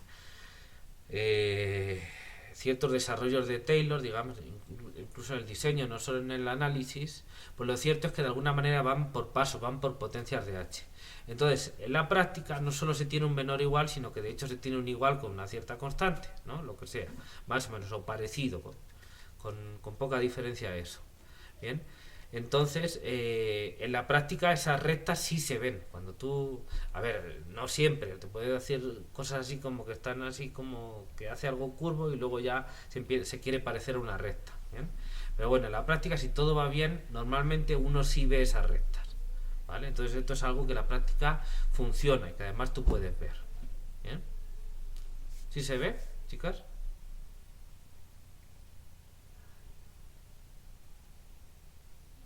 ¿Ok? Vale, muy bien. Bueno, les voy a mostrar unas gráficas de ese tipo que se han obtenido con un programita que se hizo el semestre pasado para analizar la eficiencia, y que si quieren este jueves pues podemos ver, analizar cómo se hizo ese programa, y añadimos algunos métodos más que no se programaron el semestre pasado. Bien, pero bueno, les voy a mostrar ahora las gráficas cómo quedar, ¿no? Entonces solo para que se vean los ejemplos. Entonces bueno, pues por aquí estarán los programas de eficiencia. Este es el programa, yo creo. Bien, luego lo vemos. Y aquí tenemos 4 gráficas, bien, porque se están midiendo de distintas maneras. Entonces vamos a verlas y con esto acabamos la clase. ¿Ok? Quedan 5 minutos, así que eso es lo que vamos a hacer ya. Bien, aquí lo pongo. Entonces, fíjense. Aquí es, primero, esto se está probando con un problema de valores iniciales muy concreto, que es un problema, bueno, aquí no sé si se utilizó el escalar o el vectorial, pues ahora mismo no me acuerdo, pero bueno, era el problema de tipo xj' igual a j por xj, cuya solución pues es básicamente, si lo pones en 0, 1, pues es x sub j de t igual a e elevado a j por t, a j por t, ¿no? Porque es 0 y 1, así que a es 0. Bien, entonces no sé si está con el problema escalar, es decir, con solo j igual a 1 o con varios. Bueno, ¿qué más? Se pusieron, para probar, se pusieron varias normas. ¿Bien? Entonces vamos a ver qué normas tenemos aquí para medir el error de aproximación. Y se comprobaron, se utilizaron los códigos que se han estado haciendo y que hemos visto en clase, y se comprobaron varios métodos, ¿no? Entonces fíjense, aquí tenemos, cada uno tiene su color, ¿bien? Para distinguirlos. Y entonces se probó el método Euler explícito, Euler implícito, Taylor de orden 2, trapecio, Euler-Euler, Euler trapecio, Euler modificado y el punto medio. ¿Bien? Cada uno con su color. Aquí tienen la leyenda. ¿Bien? Bueno, y ahora se comprobaron esos métodos, ¿bien? y se hicieron varias ejecuciones para varios valores de n. ¿Bien? No recuerdo ahora cuáles, pero bueno, eso el próximo día lo podemos ver y lo podemos probar. Lo importante es que vean cómo van los diagramas de eficiencia. Entonces, ¿qué se está representando aquí? Como ven, tenemos dos gráficas. Eso es porque una está utilizando el error en norma infinito, está graficando el error en norma infinito, y otro el error en norma euclídea. Entonces, como ven, las gráficas son distintas, pero de alguna manera las tendencias son similares. Eso tiene que ver con que, bueno, pues puede haber algunas diferencias y según lo que quieras medir con la norma, pero como las normas son equivalentes, fijado el n, pues no tiene por qué haber mucha discrepancia. Bueno, fijado el n, cuando tú vas moviendo el n, ahí sí puede haber cosas que cambian, entonces sí pueden cambiar cosas, ¿vale?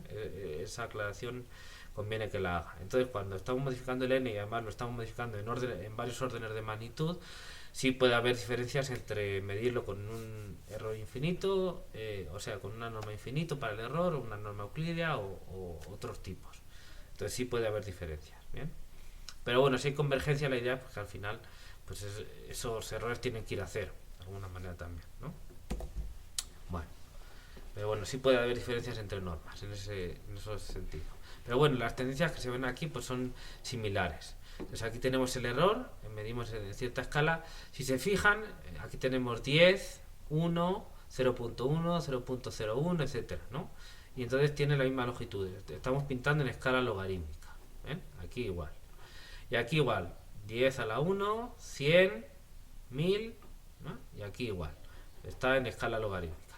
Y entonces lo que hemos pintado aquí son para distintos valores de n, se han calculado las soluciones, se han calculado los errores en distintas métricas y se han pintado esos puntitos y luego para cada uno de los métodos, entonces para cada uno de los métodos se pintan en un color y los unimos con trozos de recta, ¿bien? Así en orden, de izquierda a derecha, ¿vale?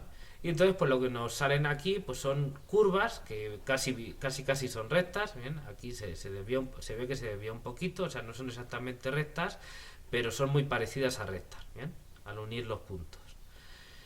Y entonces para cada método pues nos está dando este tipo de imágenes, ¿bien? Esto es n frente a los errores, medidos de dos maneras distintas.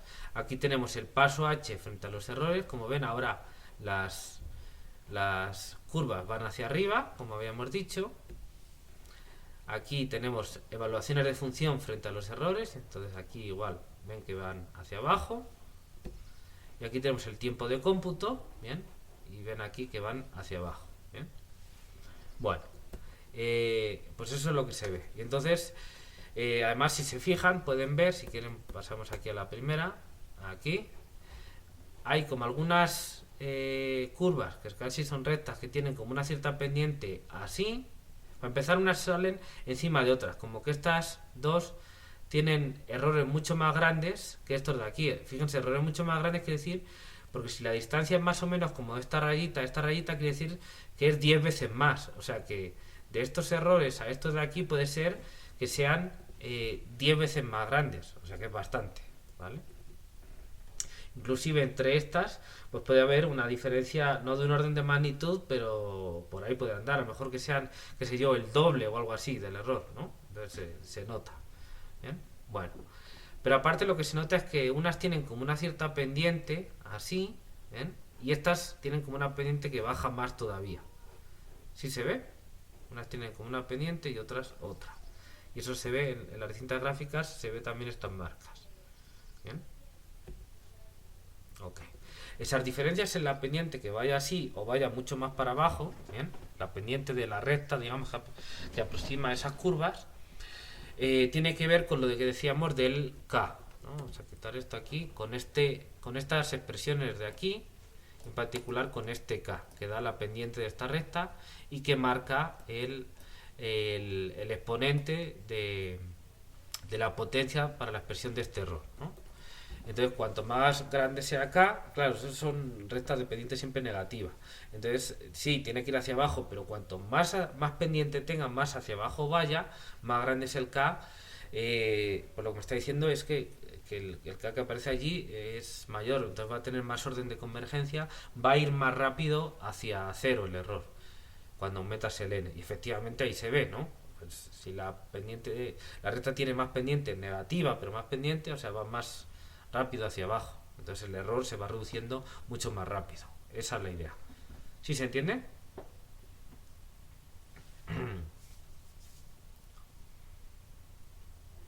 ¿Sí? Ok, muy bien. Bueno, pues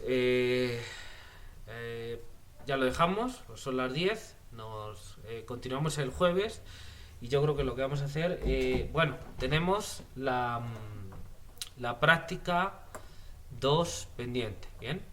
Recuerden que les cambié el enunciado, la otra la dejé para después.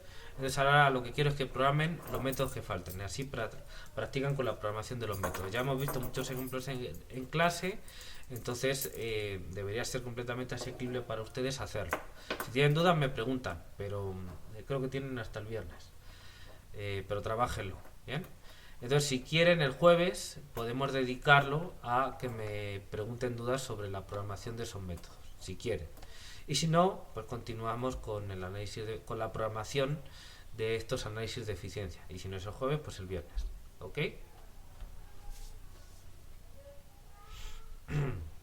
¿Vale? Muy bien. Bueno, pues trabajen, cuídense mucho y nos vemos el jueves. Hasta luego.